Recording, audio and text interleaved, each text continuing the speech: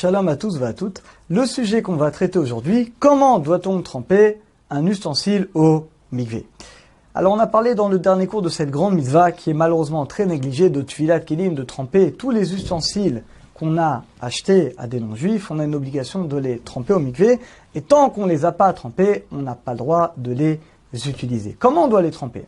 Alors on voit que la Torah fait un parallèle entre cette mitzvah et la mitzvah de la femme nida qui se trempe. Parce que la Torah nous dit Ar bene nida itrata, on doit tremper le mikvé dans l'eau de nida. C'est quoi l'eau de nida?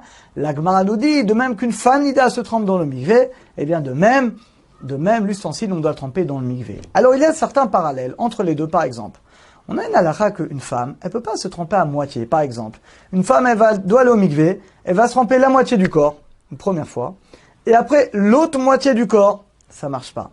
La halakha nous dit la femme doit se tremper complètement, intégralement, d'une traite, dans l'eau. Vous savez à tel point que d'après la halakha, il faut faire très attention, d'où l'intérêt qu'il y a une balanite, il y a toujours une femme qui doit surveiller. Parce que si une femme se trempe au mikvé, s'il reste un cheveu, même pas un cheveu, la partie d'un cheveu à l'extérieur de l'eau, eh bien toute la tvila, elle n'est pas valable. C'est comme si la femme ne s'est pas trempée du tout.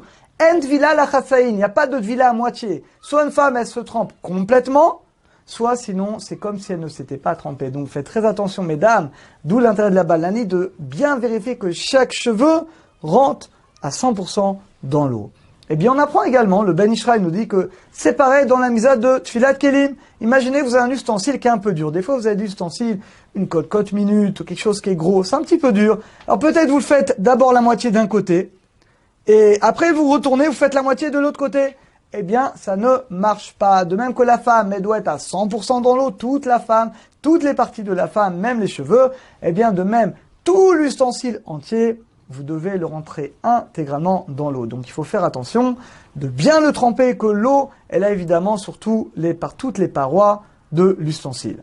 Alors maintenant, au niveau de la bracha, alors on fait la bracha, Hashem, Elokeinu cholam, Asher kideshanu, v'zotav etzivanu, Al tevila keli. Alors ça dépend. Si vous avez un ustensile, on dit au singulier Al tevila keli. Si vous en avez plusieurs, en général, on ne va pas que pour un. On dit dans ce cas-là au pluriel Al tevilat keli. Donc le fait de tremper les ustensiles. Maintenant, en cas d'erreur, imaginons vous êtes trompé, vous avez dit au pluriel ou le contraire. Bediavad, a posteriori, c'est quand même bon. Si vous êtes trompé, vous avez dit au pluriel ou au singulier, alors c'est pas grave. Votre tefila, la mitzvah, elle est quand même réalisée. De même, si on oublie de faire la bracha, ça peut arriver. Dans ce cas-là, la mitzvah, elle est quand même faite. N'oubliez pas que la bracha n'est jamais indispensable pour la mitzvah. Pareil, mesdames, imaginez, vous avez allumé les bougies de Shabbat, vous avez oublié la bracha pour X raison. La mitzvah, elle est quand même faite. Vous avez raté la bracha, mais ça ne remet pas en question la mitzvah. Alors, il faut faire attention. Des fois, on a des ustensiles, on a un doute. Vous avez, j'en suis sûr, chez vous, des ustensiles, vous savez plus. Vous les avez trempés, vous les avez pas trempés. Alors le mieux, c'est à l'occasion, quand vous avez un ustensile neuf, vous faites la bracha sur l'ustensile neuf que vous avez acheté, et en même temps, vous retrempez l'autre.